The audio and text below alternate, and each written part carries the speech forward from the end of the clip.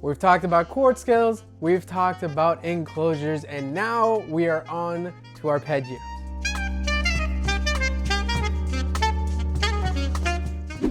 Hey everybody, it's your friendly neighborhood saxophone Alex here. If you haven't already, subscribe to my channel. It's super easy. Just hit the button, click the notification bell, and you'll be up to date on everything from your friendly neighborhood saxophone Alex.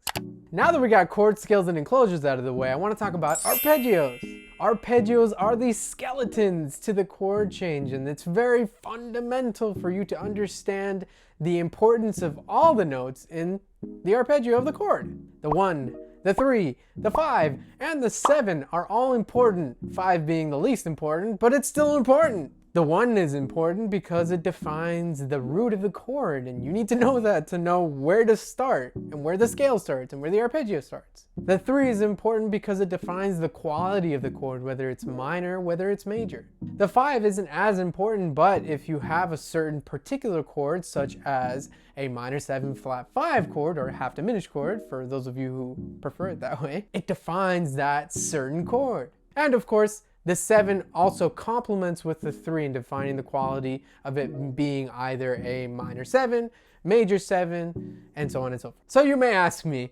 Alex, how do you practice arpeggios, and so what? I've practiced arpeggios all my life.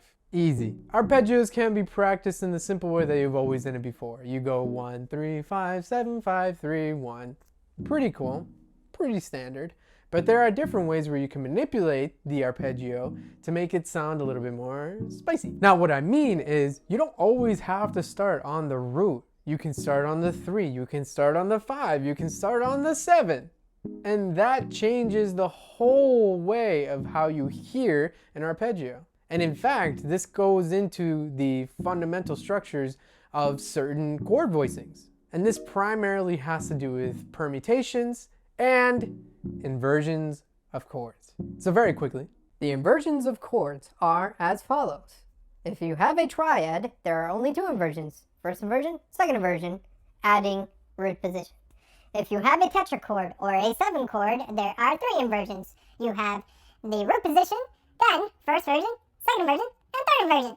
Now that we have that out of the way, let's try to use these inversions to our advantage. So what I like to do when I'm practicing arpeggios is to start on the 3, to start on the 5, to start on the 7, and start practicing it this way when I'm going through a tune.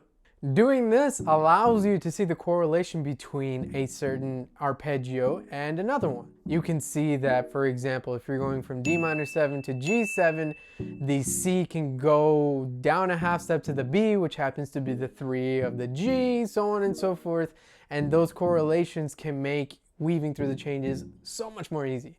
And of course, if you add digital patterns like in the first video and enclosures, you're gonna sound killing. And this is what I'm talking about. This should be cumulative. You should be thinking of the chord scales that we talked about. Then you should be thinking of the enclosures and how to connect the lines. And with this arpeggio, you can start weaving and choosing certain notes that you really, really like. Plus, this gives an added bonus. If you can start a chord on the 3 or the 5 or the 7 or the 9 or the 11 or the 13, you're gonna be hip, you're gonna be happening. People are gonna be like, they really know their chord changes. So if you wanna be that person that really knows their chord changes, check out these tips. The first thing that you should do is to understand these inversions and practice them very slowly and go through each of the inversions. If you're working with a 7th chord, then know that there are 4 possible ways to play that chord. Root position, first, second, and third inversion. Once you get comfortable with that, you don't have to always practice all 4 of them. You can choose which one you really, really like and hone in on that. And of course, like I've said throughout all my jazz ed videos, take it through all 12 keys. In whole steps, in half steps, through the cycle of fifths, what have you. But do them in all 12 keys. Trust me, I know it sucks, but it helps. Once you get that out of the way, start practicing them on 2-5-1s, see how they sound, see how you can connect lines using enclosures or digital patterns that you've worked on. And bada bing, bada bang, there you go. You're starting to really hone in on the chord change itself, and you'll start to notice and start to change how your ear works as well, so that when you apply it to a tune, which is the next step, you know what you're doing. The second step, which is very crucial, and that I feel that I neglected in a lot of my practicing years as a saxophonist, was to write down everything that I was practicing. Meaning, if I have a certain arpeggio that I really like the third inversion arpeggio of, I don't know, a C major 7 chord, that I write it down and I see where I can go with that, see where the tendency tones are, see what the next chord in relationship could be to that and where I could stop or where I could go from, what enclosures I could use, etc. This just helps you have something physical to always look back on, and if you're in a rut, if you feel like you're doing the same thing, you can see what you've already done, expand on it, or do something completely different instead of just thinking, well, let me just go back to the thing I kind of knew and then practice it from there and see if I go something else. Nah.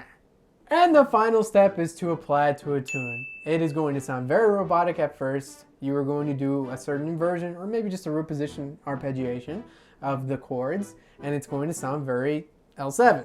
But the purpose is that you feel very comfortable doing these exercises to the point where you just subconsciously do them. Then when you feel comfortable, you can do the inversions or whatever you are working on. Then you can apply it and just improvise, trying to have that in the back of your mind. Like, oh, there's a G7 coming up. Let me do a second inversion G7 right there. Boom. So with that in mind, I will show you a little demonstration on my sax, and you'll see firsthand how to practice and how to apply it to any tune that you're working on. So sit back, relax, and I'll see you in a bit.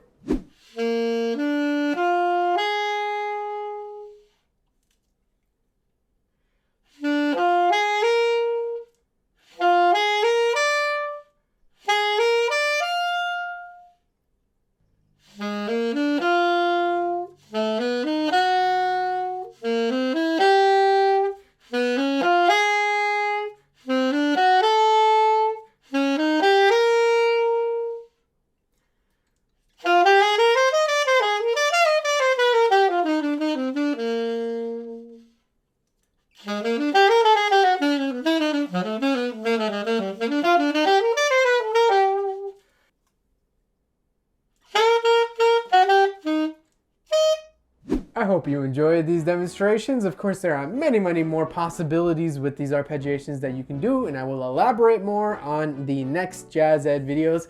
Now that we have arpeggiations, we are going to work on utilizing the entire scale and start phrase building. I hope you enjoyed this video. Don't forget to like and subscribe. Follow me on Instagram, Facebook, and TikTok for all your sax ed, jazz ed tips, and much more. Have a great week, and stay saxy. The second one, enclosures and how you connect. And the second jazz episode was on ka. 1, 3, 5, 7, 3. And the final step is to apply it to a tune. It's going to